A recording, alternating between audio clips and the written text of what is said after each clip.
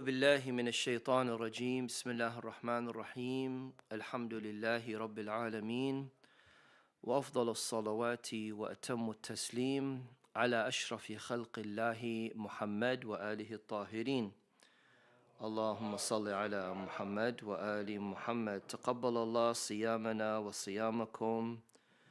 May Allah subhanahu wa ta'ala accept our a'mal and our fasting during these holy months, holy days, holy nights. In our previous session, we spoke about the taklif directed at us as Muslims in this world, and we mentioned that there are multiple realms before this dunyawi realm and also after this dunyawi realm. And we're only in a stepping stone, preparing ourselves for the next world, for the next realms that we will be entering into. And the more we invest in the quality of this world that we live in, this realm that we live in, the better and more comfort we will have in the next. Someone resembled this dunya and of course the limitations that it has and the challenges that it has to a fetus in its mother's womb, where the assumption that this unborn baby has is that the mother's womb is all of its existence. Yani the whole world is that which is in its mother's womb, nothing more than that. Thinking that what it's consuming, what it's eating and drinking is something very tasty and something very nice. And then when this fetus exits his mother's womb, he realizes that no, there's a greater world around me that I didn't even think of, that I didn't even realize. And that's how this dunya is. This world that we live in is very similar to one being restricted in his mother's womb, where we think that everything is available for us, but then come to realize later on, after it's too late, that all of this was nothing other than just vanity and wasting and stress and everything else. And this is why the Holy Quran refers to the next life as the abode of relaxation or the realm of stability, daru qarar, the realm of stability, the realm of where we will be staying permanently, which is exactly why when the Quran refers to these references, they say in all these cases, khalidina fiha, where one will be in that realm eternally, everlastingly,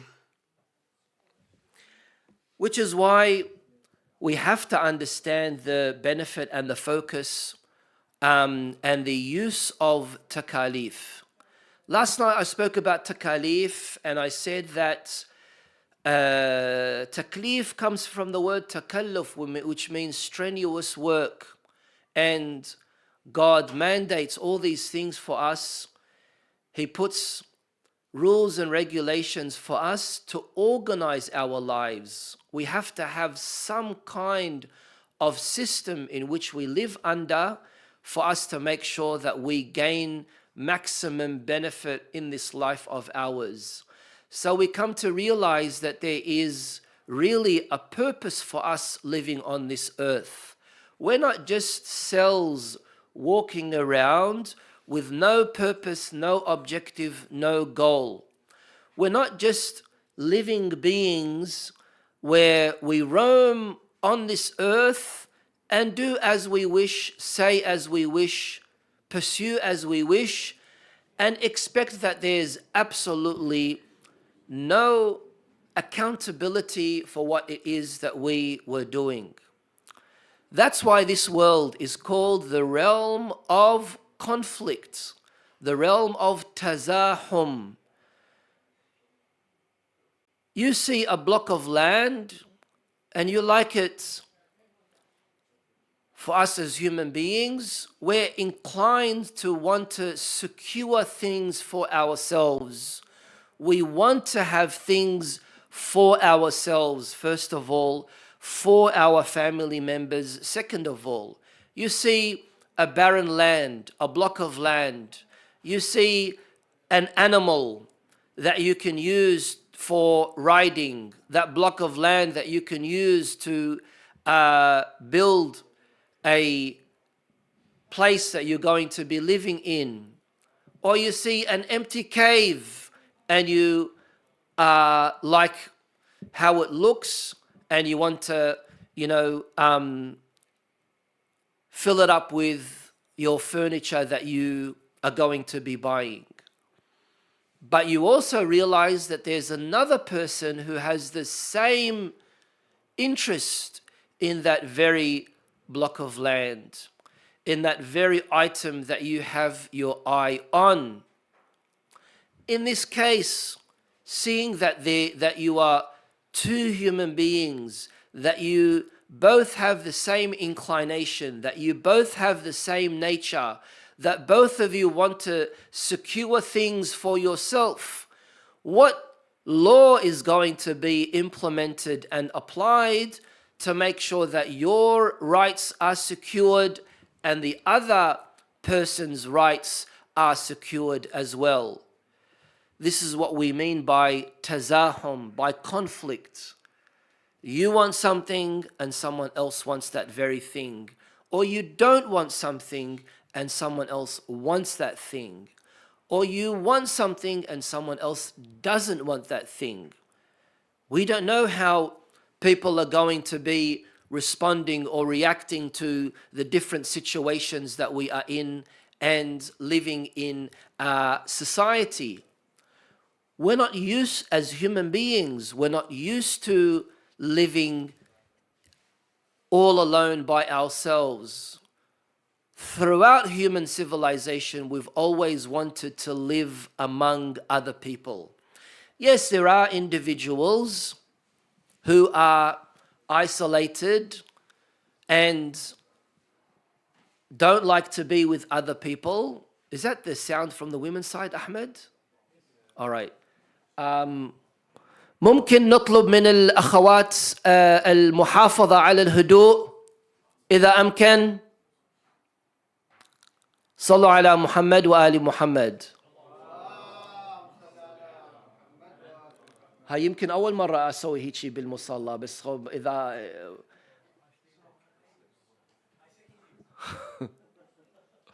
صلوا على محمد وآل محمد. راح يكرهوني. اللهم صل على محمد وآل محمد. بس يمكن أكو بعض الأخوات الصغار الشابات يريدن يستمعن للمحاضرة. خب يعني هذا ما يصير، يعني مو صحيح. صحيح احنا نتفلسف بالإنجليزي، بس إن شاء الله أكو من الأخوات يستفادون إن شاء الله. الله يبارك فيكم.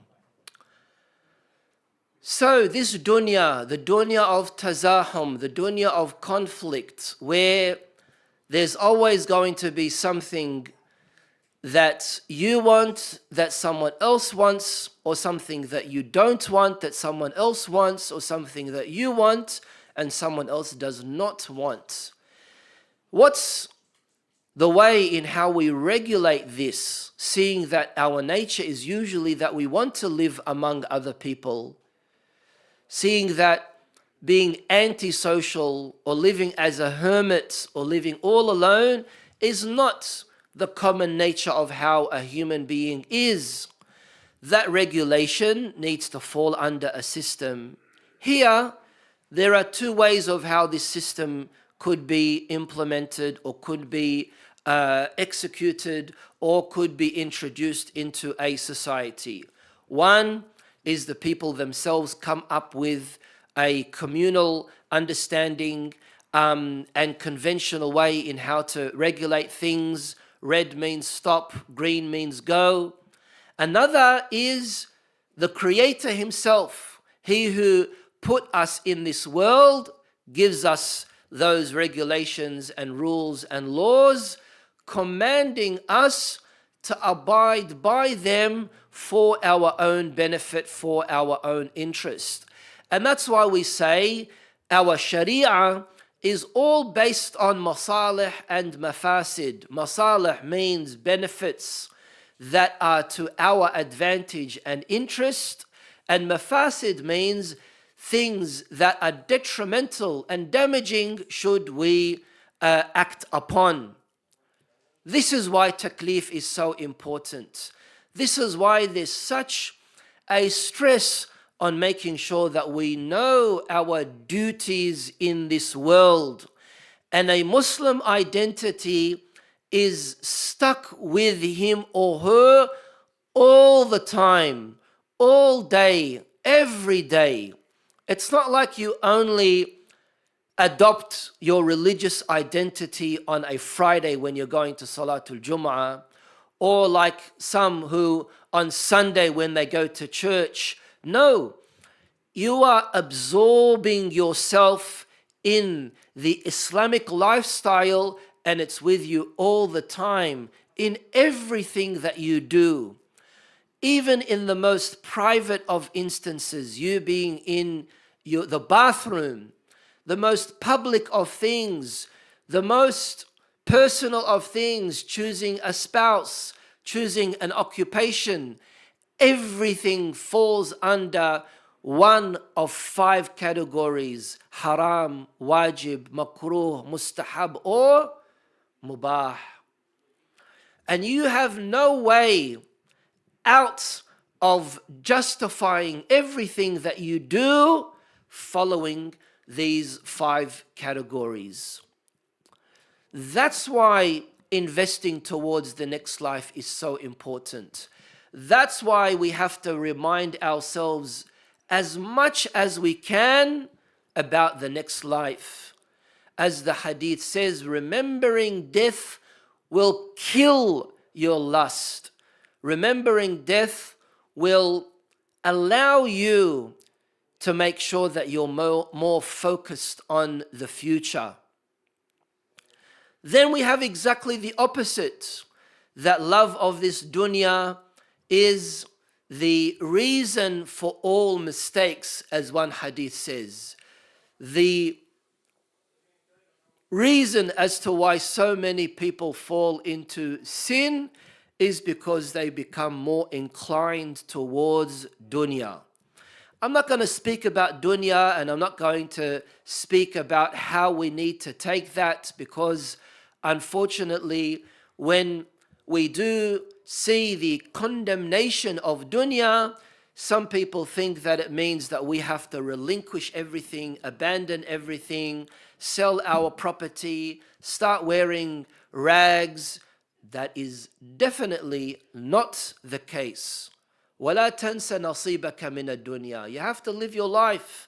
You have to be ambitious. You have to make sure that you're building something towards the future, even if it means by you generating a good income, by you becoming rich. Of course, your hadaf, your goal isn't that you get rich. What's that saying? Go die or die hard? What's that? What is it? Get rich or die hard? Die trying? Is that what it is? Yeah. Some shaheed said that or something, wasn't it? Don't Google it. Who was it, Ali? What was it? Pursuing an income and work and alaykum salam wa rahmatullah, a comfortable lifestyle, remembering, of course, that all of this is working for the next life. Al-dunya mazra'atul akhirah. My point here is it's really important to understand the philosophy of our takalif, especially in it organizing our life. And the more of an Islamic lifestyle that we adopt, the more successful we will be in that, keeping us on the right path. Making sure also that in this realm of tazahum, that we don't create any muzahama for other people. We don't clash with other people. We don't transgress the rights of other people. Because as I said, there will come a time where God will fulfill his promise.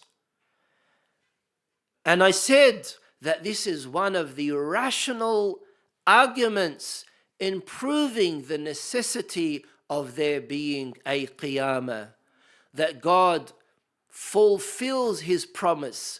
He says to you, you pray, you avoid this, you do that, and I'll give you something that you will never imagine as a reward.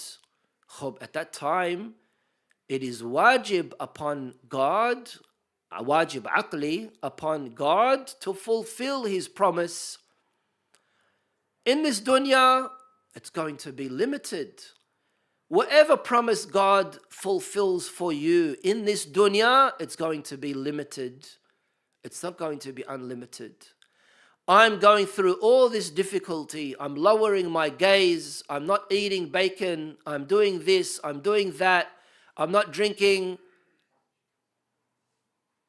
something.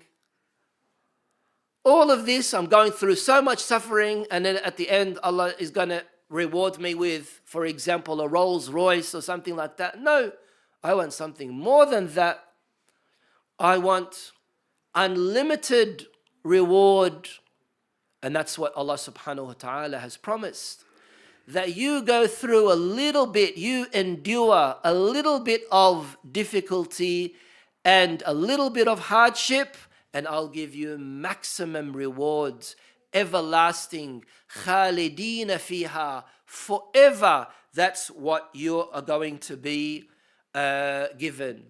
And that is, number one, fulfilling the promise, and number two, understanding that there is a hikmah behind the takalif that God has mandated upon us. God is saying, do this for no reason. No, there is a reason. There is a reason. And that's why there has to be some kind of accountability and retribution, which will always happen in the hereafter. Even it says in our ahadith that Allah subhanahu wa ta'ala, if he loves you, he won't give you some of the things that you are asking for in your dua, because he knows that's who you are, and that's your potential, and that's how you are. If you're asking for money, I want money, I want money, all the time you say, I want to get rich, I want to get rich. Allah subhanahu wa ta'ala knows that this is your dharfiyah, this is your capacity. That, okay, you're on this level and you've got a motorbike and you go to the masjid and you go to the musalla, right? And you're wearing cheap Kmart brands, right?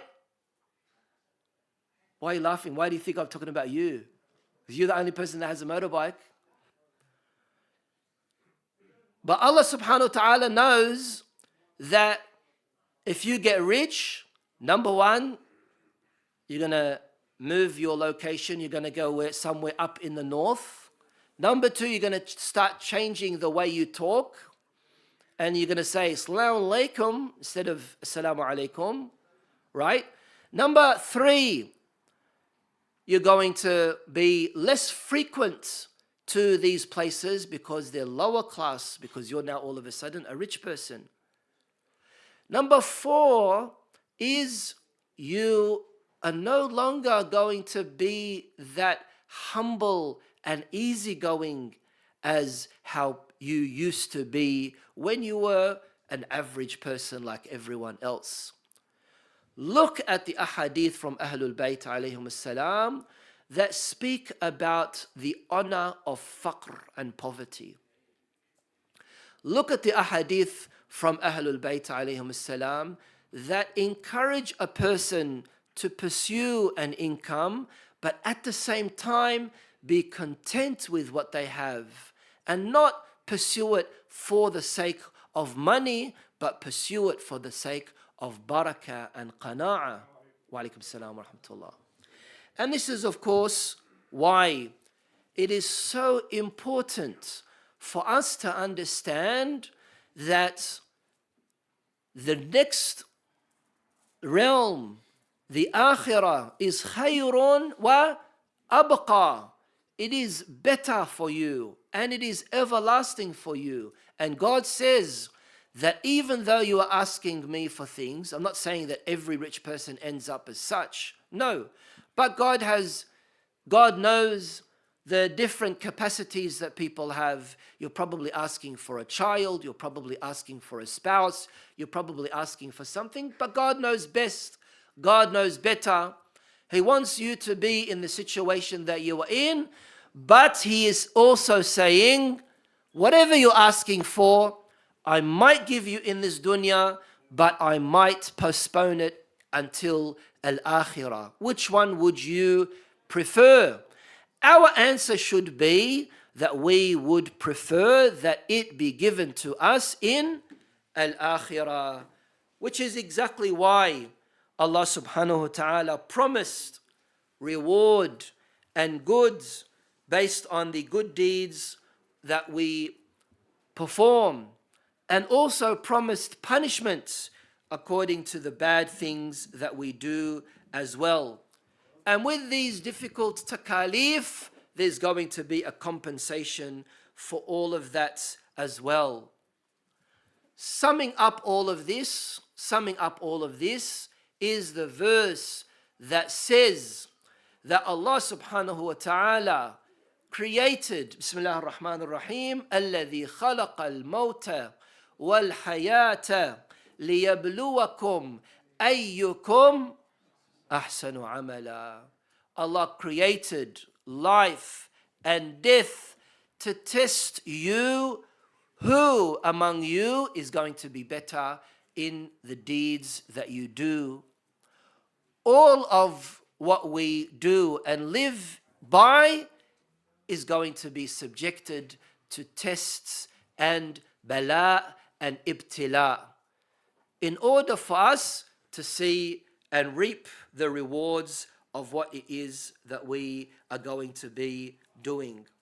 This is why, my last comment, this is why Imam Ali alayhi salam, reminding us of our taklif for the sake of building a better hereafter, he says, remembering that we need to, of course, be more alert and more aware that God is with us all the time, whether we are in the public eye or whether we are in the private life. We can't be two-faced people that in the public we are behaving in a certain way.